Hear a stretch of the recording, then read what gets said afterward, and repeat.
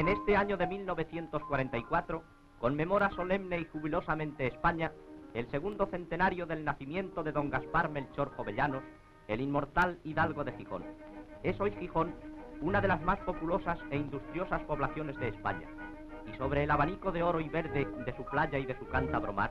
se extiende su innumerable caserío y se reflejan los perfiles acusados de sus grandes factorías y de sus muelles repetidos, donde el continuo arribar y zarpar de los barcos navegantes señala el índice elevado de su importancia comercial, productora y marinera. Pero hace 200 años justamente, cuando Jovellanos vino al mundo, el 5 de enero de 1744, Gijón era una villa pequeña de mareantes y de marineros de altura, de hidalgos marinos de blasón y de pequeños artesanos.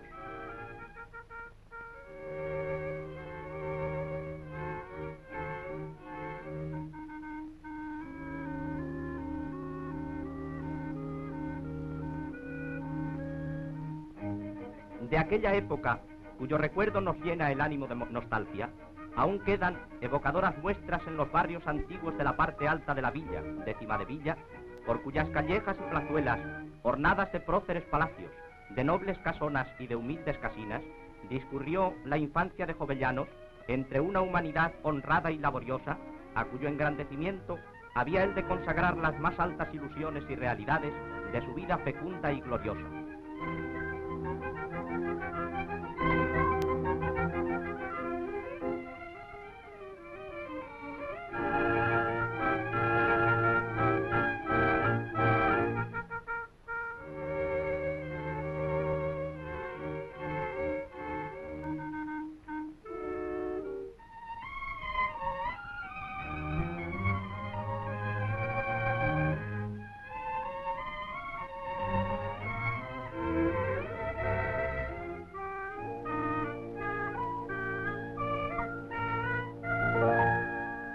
Entre esos edificios descuella su armónica vetustez la casona solariega de los Jovellanos, familia de abolengo, enlazada a lo largo de 5 siglos con las mejores estirpes del Principado Astur y del Reino de Castilla. En esa casa y en esas habitaciones nació y vivió buena parte de su existencia el insigne sabio y promotor de la cultura y de la riqueza española, a quien tanto deben la tradición y el progreso, rectamente entendido, de la patria unánime.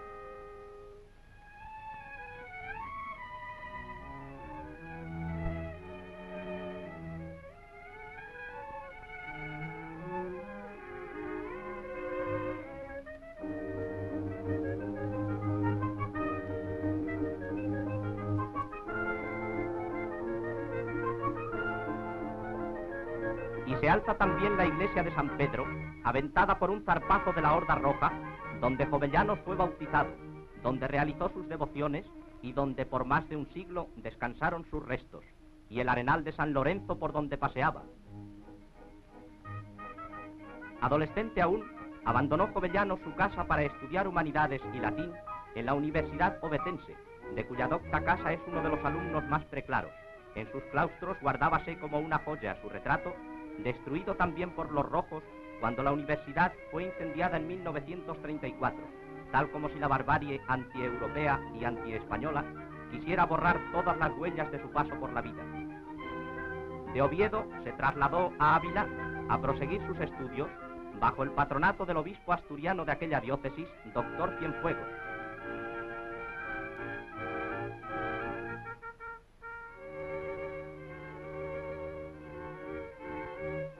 Después pasó a Alcalá, a su célebre universidad, y en las márgenes melancólicas del Henares conoció al que iba a ser uno de los grandes amigos que llenarían su vida, el genial poeta Coronel Cadalso, el de las cartas marruecas y las noches lúgubres, gloriosamente caído por España al intentar la recuperación de Gibraltar en 1782. En Alcalá se recibió de doctor en ambos derechos.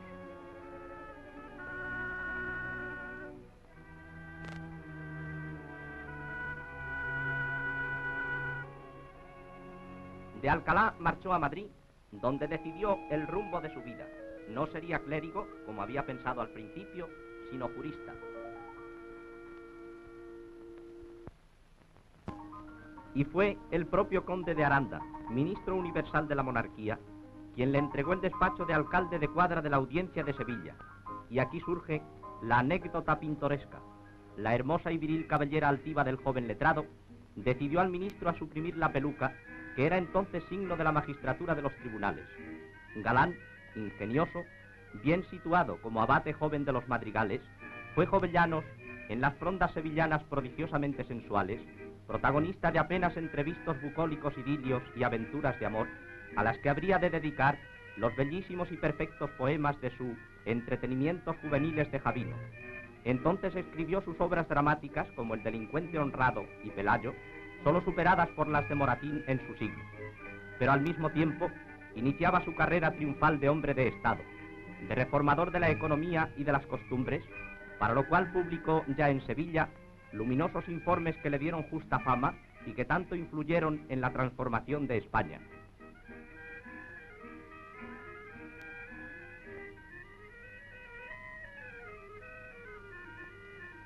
Ascendido a oidor y después a consejero en la corte, desempeñó comisiones de lustre en Salamanca.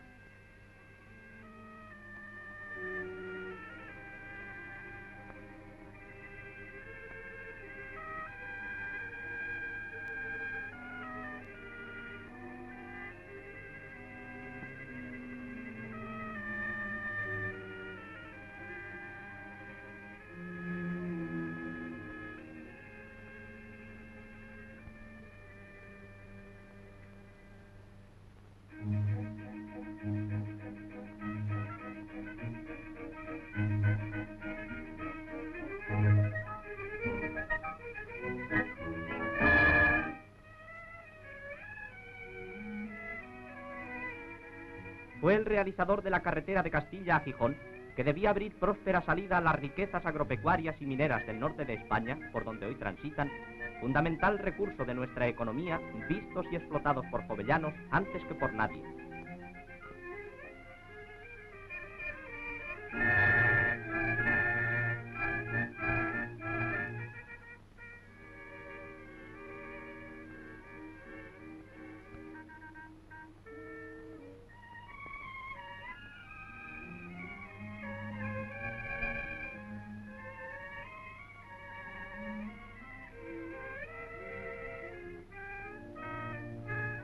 En su anhelo de superación,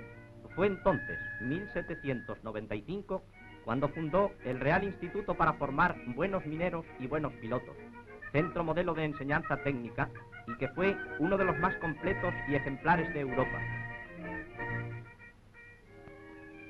Entre los hombres formados en el Real Instituto, merece justicia citarse ahora al mariscal Boves, invencible guerrillero asturiano, que épicamente murió en Costa Firme, defendiendo la unidad y el imperio de España.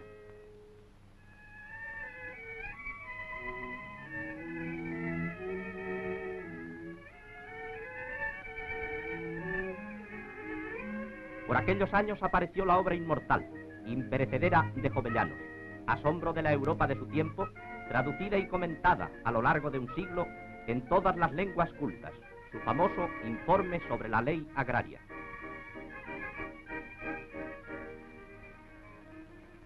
Tales fueron sus méritos y su prestigio, que a pesar de su inclinación al retiro y a los enemigos que le crearon sus reformas constructivas,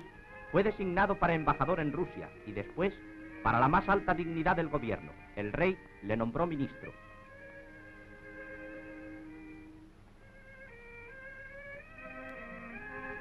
Pero las intrigas de aquella época desdichada, en que Godoy decidía los patrios destinos, eran incompatibles con su rectitud y con su austeridad a toda prueba, y le precipitaron su caída y poco después su destierro a las Islas Baleares, donde estuvo prisionero en la Cartuja de Valdemosa y en el castillo de Bellver. Su recia y auténtica piedad católica movió la admiración de los cenobitas cartujos y los largos años de su destierro los hubo de emplear en escribir luminosas páginas donde resplandecen su ciencia creadora, su erudición asombrosa y su fe católica incorruptible y edificante.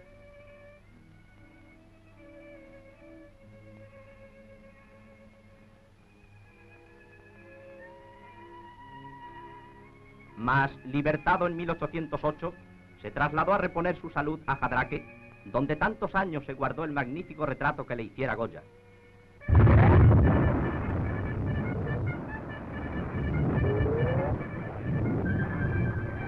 Allí le sorprendió aquel estallido de santa ira popular que fue la guerra de la independencia contra Napoleón. Desechando las pingües ofertas de los afrancesados, Jovellanos, viejo y enfermo, se convirtió en el más formidable defensor de la pureza de la fe, de la libertad, de la patria y de la legitimidad de su rey, y fue alma y acción de la Junta de Defensa Nacional,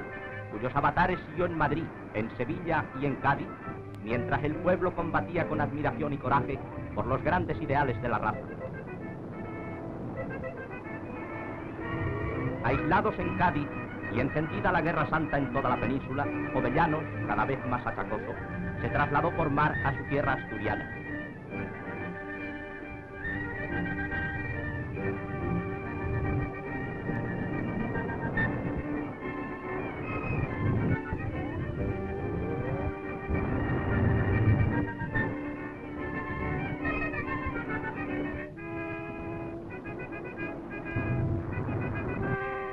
Pero una tempestad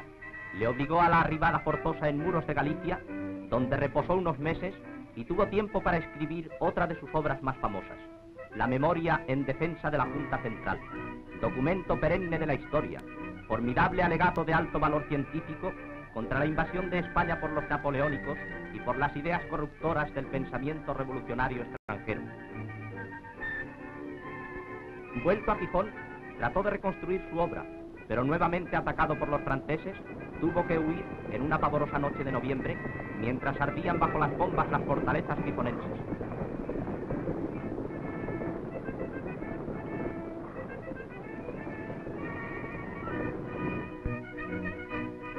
Tenía entonces 67 años.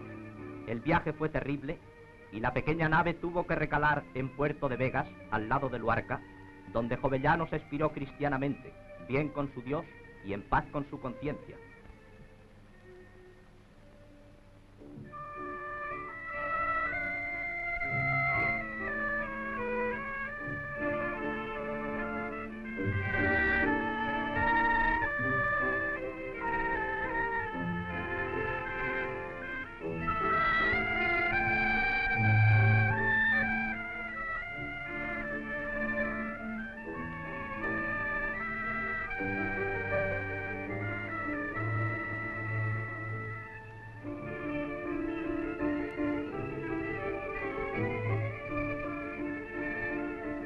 Hoy, monumentos, instituciones científicas, bibliotecas, lápidas y teatros recuerdan a los españoles en varias regiones de España la vida y la obra verdaderamente ejemplares y fecundas de este español excepcional que todo lo sacrificó al engrandecimiento, a la tradición, a la libertad y al honor de su patria bien amada.